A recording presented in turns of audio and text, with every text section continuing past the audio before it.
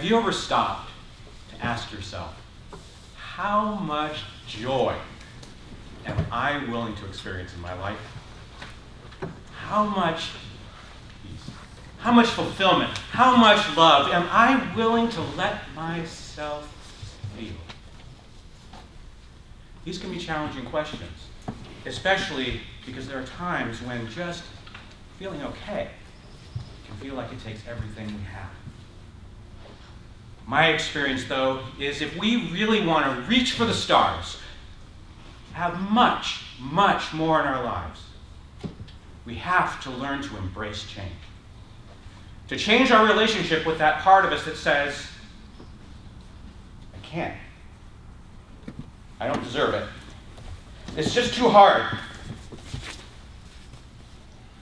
I remember a cold February morning in 2001, where I was sitting a few blocks from here, actually, at the DoubleTree, looking across the breakfast table at my dear friend and boss. I just looked Rick straight in the eye and said what was true for me. Rick, I said, I have to go.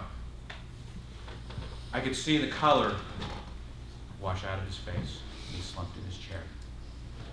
See, Rick and I were both executives at an internet startup up in Carlsbad that had gone horribly sideways a few months before when the tech bubble burst. Everyone remember that?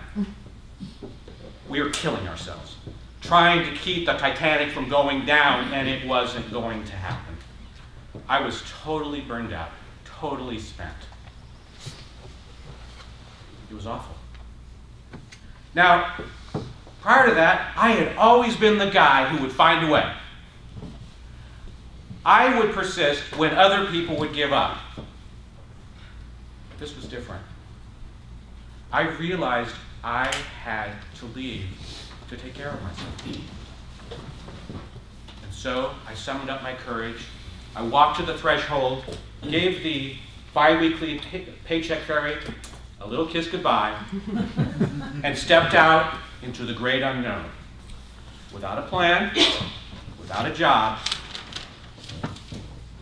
right there. Was I scared? I was petrified. Did people in my life tell me, Greg, you're crazy? Yeah, they did. Somehow, though, there was a place down deep where I knew this was exactly what I was supposed to do. How many people here love to experience change and uncertainty? Really? Well, except for you guys, among we humans, this can be really challenging. Why is it so hard? We actually come upon it honestly. It's part of being human. It's kind of baked into our DNA. You see, our mind basically looks at whatever's happening in this moment and compares it to this vast database of everything that has ever gone wrong, everything that ever has been scary, everything that's ever been overwhelming, everything that's been unpleasant. And if this moment bears any resemblance to any of those things in that database, whoosh, down come the shower of chemicals that just cause us to shrink in terror. You know that feeling? Suddenly, we're transformed to little tiny scared rabbits that are surrounded by jackals. We're stuck.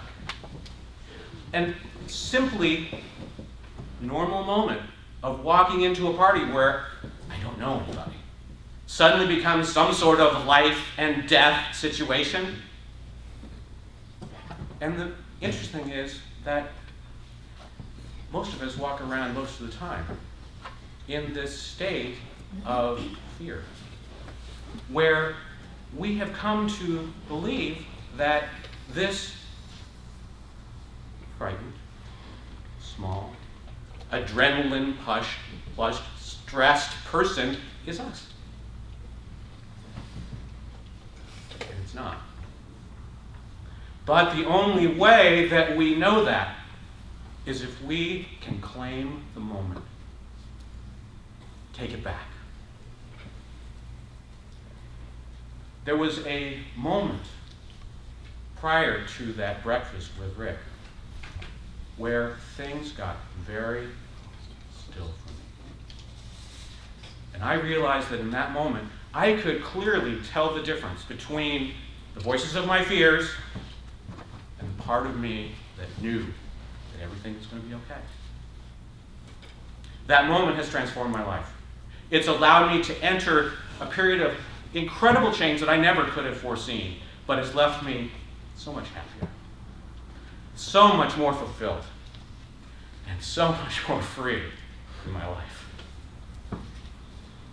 We live in a period of time where there is an unbelievable amount of change. We are experiencing more change more quickly than any time in the history of history.